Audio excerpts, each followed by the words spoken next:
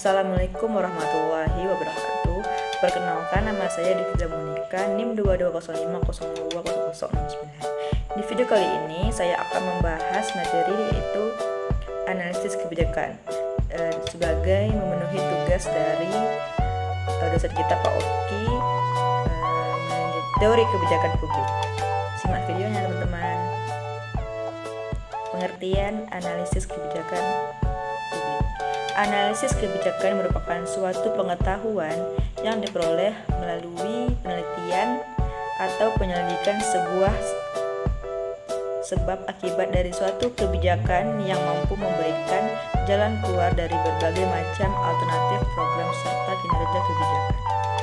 Analisis kebijakan merupakan suatu pengetahuan yang diperoleh melalui penelitian atau penyelidikan sebuah sebab akibat dari suatu kebijakan yang mampu memberikan jalan keluar dari berbagai macam alternatif program serta kinerja kebijakan. Seperti yang dikemukakan oleh Joko Widodo dalam bukunya yang berjudul Analisis Kebijakan Publik, bahwa ciri-ciri dari analisis kebijakan sebagai berikut. Yang pertama itu analisis kebijakan sebagai aktivitas kognitif activity. Yang kedua itu analisis kebijakan sebagai bagian dari proses kebijakan secara kolektif sehingga merupakan hasil aktivitas kolektif.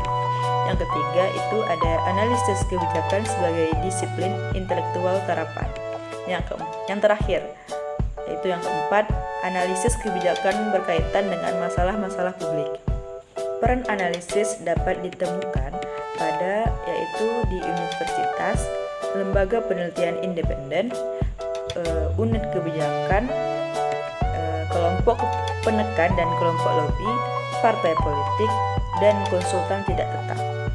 Patton and Sawitzky dalam bukunya yang berjudul Basic Methods of Policy Analysis and Planning, Prentice Hall, New Jersey, yang membagi analisis kebijakan menjadi 6 langkah sebagai berikut.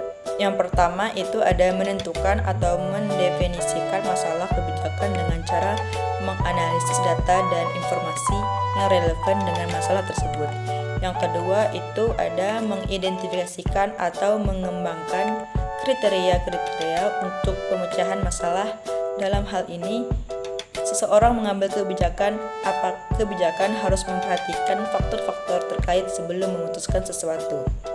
Yang ketiga, membuat daftar alternatif yang akan dipilih sebagai kebijakan terbaik dalam penyelesaian masalah kebijakan. Yang keempat, melakukan analisis dan evaluasi terhadap setiap kriteria yang dikembangkan dengan memberikan bobot terhadap setiap kriteria. Yang kelima, melakukan evaluasi terhadap setiap alternatif berdasarkan kriteria yang telah ditentukan untuk kemudian memilih alternatif terbaik sebagai kebijakan terpilih. Yang terakhir itu menjalankan kebijakan yang telah dipilih. Jenis-jenis kebijakan. Ada 2 poin dalam jenis-jenis kebijakan tersebut, yaitu poin pertama substantif policy, poin kedua prosedur policy. Substantif policy, kebijakan yang dilihat dari substansi masalah yang dihadapi oleh pemerintah. Contohnya, kebijakan pendidikan, lingkungan hidup, dan lain-lain. Yang poin kedua yaitu kebijakan yang dilihat dari pihak-pihak yang terlibat dalam perumusan policy stakeholders. Perbedaan analisis.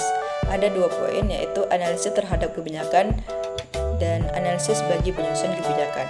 Analisis terhadap kebijakan ada 3 poin. Yang pertama itu batasan sebuah kebijakan.